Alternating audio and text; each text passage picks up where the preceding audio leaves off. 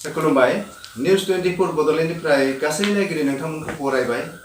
आरो दिनैनि नैबे फुंबिलि समावहाय आङो बाक्सा जिल्लानि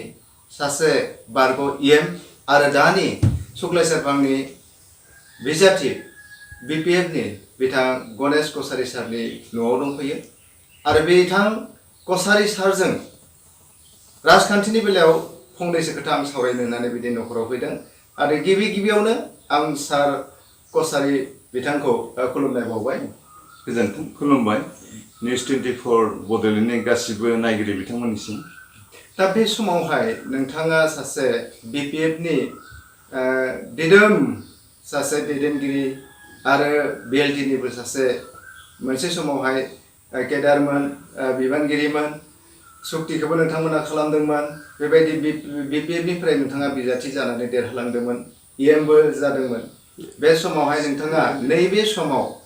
दा 2020 मायथाइयाव जानो थांनाय बिटिसि इलेक्शननि सोमोन्दै नोंथाङा रायजो राजानि गेजेराव मा मेसेज हरनो नागिरदों मा बुंनो नागिरदों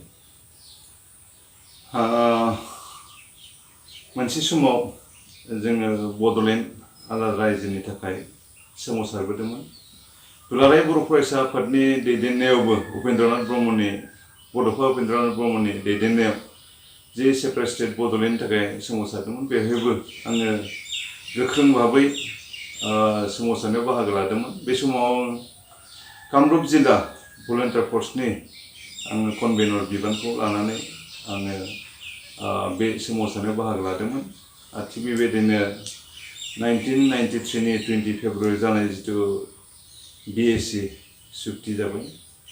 आरो बे बिएसि सुक्ति मथे माने इमप्लिमेन्ट जायोखाय मोनसे समाव बेखौ बर' रायजोआ रिजेक्ट खालामदोंमोन आरो बिनि उनाव आरोबाव जोङो बिएलटिनि दैदेननायाव सशस्त्र संगठन माने संग्रामजों खालामो सोमावसारो बेहायबो आङो कामरुप जिल्ला बिएलटिनि आङो गाहाय नेहाथारि हिसाबै बा कनभेनर हिसाबै माने बिबान लानानै आं खामानि मावो आरो बेबायदिनो गोलाव 6 माने बोसोर सोमावसारनायनि उनाव आसाम सरकार आरो माने भारत सरकार बिएलटिनि गेजेराव जे सावरायनाय बे सावरायनायनि फिथाइ हिसाबै जोङो बिटिसि मोननो हायो 2003 मायथाइनि 10 फेब्रुवारियाव जों बिटिसि मोनो आरो बे बिटिसि मोनखांनायनि उनाव जों दिनै बिटिसियाव माने 2005 मायथाइयाव गिबि खेबनि थाखाय बिटिसिनि माने माबा इलेक्शन जायो आरो बे इलेक्शनाव हाग्रामा महिलारिनि दैदेननाय दोलोआनो बेवहाय जोङो एबसुलुट मेजरिटि मोननानै जों बिटिसिखौ दिनै सालायबाय थादों जेनेबा मोनथाम टार्म्स जोङो हाग्रामा महिलारिनि दैदेननायावनो जोङो सरकार दादोंमोन आरो जोङो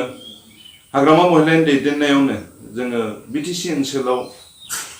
बिभिन्न बिथिङाव गुबुन बिथिङाव जोङो जौगानायनि जों खामानि मावबोदों मोनसे समाव जोंनि ओनसोला बिटिसि ओनसोला हाग्राजों बुंफबनायमोन आंनि सुक्लाय सेरफाङाबो हाग्राजों बुंफबनायमोन खिन्थु दिनै जोङो सुक्लाय सेरफां ओनसोलाव बिभिन्न बिथिङाव बायदि बिथिङाव दिनै जोङो जौगानायनि खामानि लाबोनो हादों जेरै जोंनि ओनसोलाव लामा हान्था मेलाया जोबोद गाज्रिमोन आरो जोंनि जायफोर आबादारिफोर बिथांमोननो माने आबादथिलियाव दै जौगानायनि खुनु बेबस्था मोनसे समाव गैयामोन थिग बेबायदिनो जोंनि जे माने सोलोंसालि जायफोर फरायसालि न'फोर बेफोर जोबोद गाज्रिमोन सोलोंथाइ बिथिङा जोबोद दुरबलमोन थिग बेबायदिनो दिनै देहा फाहामसालिफोर जोंनि ओनसोलाव जोबोद मिरौ जिरौमोन दा नुदों दिनै जों गोदान सार दा नुदों नोंथांमोननि खामानिखौ रायजो राजाफोरा मावनाय नाथाय नैबे समावहाय जा नोंथांमोननि राजखान्थिनि एगेन्स्टआव दायो ओंखारबोदों इउपिपिएल बिथांमोना नोंथांमोनखौ कारापसन दङ होननानै बिथांमोना ससियेल मिडियानि गेजेरजों बुंनो नागिरदों बेयाव नोंथांनि रिएक्सना मा जागोन कारापसनासो खालामदों दिनै बिथांमोना बुंबाय थादों 17 बोसोर हाग्रामा महिलारि बिथाङा जौगानायनि खामानि लाबाखै होननानै आं दहायनो बुंदों जोंनि ओनसोलाव बा बिटिसि ओनसोला गासैबो हाग्राजों बुंफबनायमोन लामा गैयामोन बान्दो गैयामोन दालां गैयामोन स्कुल न' गैयामोन मेडिकेल न' गैयामोन ओरैबायदि अबस्थायाव दंमोन खिन्थु दिनै 17 बोसोरनि गेजेराव जोंनि ओनसोलाव जौगानाय फैबाय लामा जों बानायबाय दिनै स' लामा दिनै जोंनि ओनसोलाव जों बानायनो आंनि सुक्लाय सेरफाङाव जों 44टा लामा बानायदों आं जेब्ला एमसिएलए जायो दोंसेबो लामा 1 किल'मिटार लामा फाखाया गैयामोन दिनै 44टा लामा जों बानायबाय दिनै आंनि ओनसोलाव 11टा गिदिर एआइबिपि आसनि जरिये जोङो बान्दो बानायदों जेराव माने 25 कोटी गाहामनि माने मोनसे माने स्किमनि आन्दाराव आरो मोनसे बान्दोनि आन्दाराव 10-20टा बान्दो थायो बेखौ जों बुङाखै मेनखौ जों बुंदों जोंनि ओनसोलाव मेडिकेल मोनसे समाव ओरैबायदि अबस्थामोन जोंनियाव बे दैफोर दङमोन आरोखि आं जेराव थायो बेयाव गारिबो हाबामोन आंनि गामियाव गारि हाबामोन 2005 सिम हाबामोन दिनै जे लामाजों नोंथांमोना फैदों बेखौ बे माने जाम्फैसोमोन बे मोनसे दंग'मोन बेखौ आङो दिनै लामा बानायनानै दिनै बेहाय फाखा बानायनानै दिनै बेयाव फैदों देवसुङा होननाय दैमा दं आंनि बे सेराव बे दैमायाव माने जोंनि बुहुमा जोनोम जानाय समसिम गंसेबो फाखा दालां गैयामोन बे मोनसे दैमायाव दिनै जों 12टा दालां बानायबाय सुक्ला दैमायाव जों गंथाम दालां बानायबाय हाग्रामा महिलानि दैदेननायाव जों पुथिमारि दैमायाव गिदिर गंथाम दालां बानायदों गंनैया कमप्लिट जाबाय गंसे बानायगासिनो दं आंनि समस्थियाव नावबान्दा होननाय माने दैमा दं बे खाथियावनो बेयाव गंथाम दालां बानायबाय सुक्लायाव गंथाम दालां बानायबाय बरलियाव गंसे गिदिर दालां बानायबाय गिदिर जेखौ आं बुंदों नाव माने बेयाव बाल्थिं दैमायाव दालां बानायबाय बिदिनो सुक्लायाव दिनै 30 बेडेड मेडिकेल जों बानायनो हादों गोदान बेफोर गोदान बिटिसि जानायनि उनाव बाङालिपारायाव दिनै माने मिनि पिएचसि गोदानै गायसननो हादों थिग बेबायदिनो बिभिन्न बिथिङाव दिनै जों जौगानाय खामानि मावदों आरो बेखौ जुदि नुवाखैबा दिनै इउपिपिएलनि बिथां प्रमद बर' बिथाङा जुदि बेखौ नुवाखैबा बेखौ खानानै बुंनांगोन दिनै उदालगुरिनिफ्राय तामुलपुर थांनाय लामाया माबायदि अबस्थामोन दालां गैयामोन नोंथांमोनाबो मिथिगौ उदालगुरिनिफ्राय फैनाय जितु इउटि रड होननानै उदालगुरि तामुलपुर रड बेखौ दिनै जों बानायनो हाबाय बाहेन्दासारिनिफ्राय दिनै बगामाथिसिम दिनै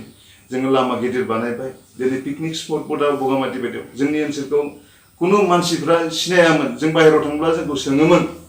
नोंथाङा बबेनि अब्ला जों बुङोमोन जों गरेस्वरनि होनना बुंनानै कारण जोंनि ओनसोलाव गारि फैया बेयाव लाइट गैया कुनु दालां गैया कुनु गारिनि बेबस्था हान्था मेलानि बेबस्था गैयामोन आं एमसिएलए जाजासिम 2005 सिम रायजोफ्रा प्रथम आं एमसिएलए जाबा कालबारसो बियोमोन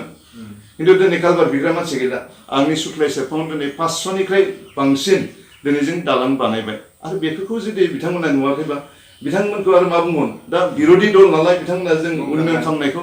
बिथांमोना जुदि सैथो माने जुदि बेखौ गनायना लायोबा बिथांमोना माखौ लानानै राजनिति खालामनो दिनै बेनिखायनो जों बुंदों दिनै इउपिपिएलआ बुंनाय जे खोथा बेफोर नंखाय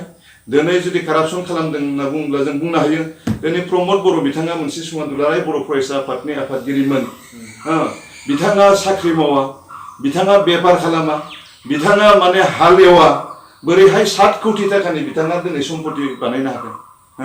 दिनै बिथाङा जितु नमिनेशन पेपार दाखिल खालामदोंमोन बेयाव गावनि सम्पतिखौ बेवहाय माने दाखिल खालामनांगौ जायो बेवहाय आंबो खालामदों आंबो आंनि इनकाम टेक्स रिटार्न फाइलखौ साबमिट खालामदों प्रमद बर' बिथाङाबो साबमिट खालामदों खिन्थु बिथांनि सम्पतिया दिनै 7 कोटी आंनि सम्पतिया दिनै 3 कोटी नङा आंनि सम्पतिया दिनै सरकारि भेलु हिसाबै आंनियाबो 3 कोटी नङा आरो बिथांनियाबो सरकारि भेलु हिसाबै 7 कोटी नङा माने बे माने इनकाम टेक्स रिटार्न फाइलाव गभर्नमेन्टनि जे माने भेलु बे भेलु हिसाबै दिनै बिथांनि माबाया 7 कोटी बांद्रायदों आरो बांदों दा प्रमद बर'आ मा मावो नोंथांमोना मिथिगौ बिथाङा दुलाराय बर' फरायसा आफादनि आफादगिरिमोन दाख्लै बावैसो बिथाङा इउपिपिएलनि आफादगिरि जादों थ' नोंथांमोना मा खामानि मावो बिथाङाथ' आन्दलनसो खालामबाय थादोंमोन दुलाराय बर' फरायसा आफादखौ बिथाङा दैदेनदोंमोन बोरैहाय 7 कोटीनि मालिक जानो हायो कारापसना सोर खालामदों नोंथांमोना बिजिरनानै रायजोफ्रा बिजिरनानै दा बे समावहाय जिहेतु बिटिसि इलेक्शना COVID-19नि जा महामारी बेनि गोसारनायावहाय दोनथ'दों दा इलेक्शन जानो थांगासिनो दोङो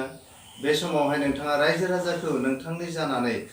नोंथाङा देरहानायनि बिथिङाव रायजो राजाखौ मा होननानै खावलायो थांनाय 4 एप्रिलाव बिटिसिनि 4थि बिसायख'थिया जानो गोनांमोन खिन्थु दिनै बुहुमनाङैनो जे COVID-19नि महामारी जे माने पेन्डामिक बा पेनिक दिनै माने गिख्रंथाव महर लादों आरो बिनि थाखाय जोंनि बिटिसिनि जे बिसायख'थि जानांगौमोन बे थाद'नाय जादोंमोन खिन्थु जों खोनानो मोन्दों नैबे दाननि गेजेरावनो बिसायख'थिया जानायनि लामायाव आरो बे बिसायख'थिया जायोबा ब्रैथि खेबनि थाखाय मानगोनां हाग्रामा महिलानि दैदेननायावनो जों बिटिसि सरकारखौ दागोन बे सैथो दिनै जोङो रायजो राजाया जोंजों थानायखायनो दिनै जोङो 17 बोसोर सासन खालामनो हादों इन्टारिम माने 2 बोसोर माने 1.5 बोसोर इन्टारिम काउन्सिल सालायदों हाग्रामा महिलानि दैदेननायाव मोजां खामानि मावनायनि थाखायनो दिनै बिटिसि ओनसोलाव थानाय बिभिन्न गुबुन गुबुन हारि माहारिनि रायजो राजाया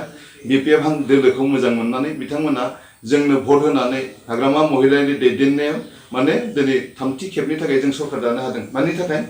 दिनै हाग्रामा महिलारि बिथांनि दैदेननायाव जों बिटिसि ओनसोलाव जौगानाय लाबोनो हादों बिटिसिआव जों शान्ति लाबोनो हादों बिटिसिआव जों खौसेथि लाबोनो हादों आरो बिटिसिआव जों जौगानाय लाबोनो हादों बेबायदिनो दिनै गुबुना माने जोंनि माने बिरोधि हान्जाया जेसेखि बुङा मानो बिथांमोना कुनु दिन दिनै बिटिसि ओनसोलखौ बा बिटिसि सरकार दानो हाया मानो होनना बुङोब्ला गुबुन गुबुन हारिनि माबा हारि माहारिया दिनै बिपिएफ हान्जाजों दं बेनिखायनो फैगौ जितु बिसायख'थि बे बिसायख'थि हाग्रामा महिलारि बिथांनि दैदेननायाव जों सरकार दागोन आरो आद्रा थानाय जिखिनि खामानि बेखौ जों मावगोन दा बे समावहाय आङो 29 नं सुक्लाय सेरफांनि जा बिजाथि आरो बारग' इएम गणेश कसारी बिथां सारजों दान्दिसे मोगा मोगि लाबाय नायगिरनाय नोंथांमोन बिथांनि जा बिबुंथि बेवहाय नोंथांमोना खोनाबाय बिपिएफआ मा मावखो दासिम बेसेबां जौगाखो बे बेलायावहाय दिनै गणेश कसारी बिथाङा सुक्लाय सेरफांनिफ्राय सासे बिपिएफनि गोख्रों बिजाथि हिसाबै बिथाङा इलेक्सनाव बाहागो लानो नागिरदों बिजाथि महरै फैदों निउस 24 बड'लेण्डनिफ्राय खावलायदों गासै रायजो राजाफ्रा गोग्गो सरकार दानायनि बेलायाव आरोबाव खनसेबाव बिथांखौ भट होनानै देरहाहोनायनि थाखाय आंनिफ्रायबो खावलायनाय थाबाय लोगोसे दिनैनि जा खम समनि गेजेराव निउस 24 बड'लेण्डआव दान्दिसे सम होनायनि थाखाय सार बिथांनिसिम रोजा रोजा साबायखर थाबाय गोजोन्थों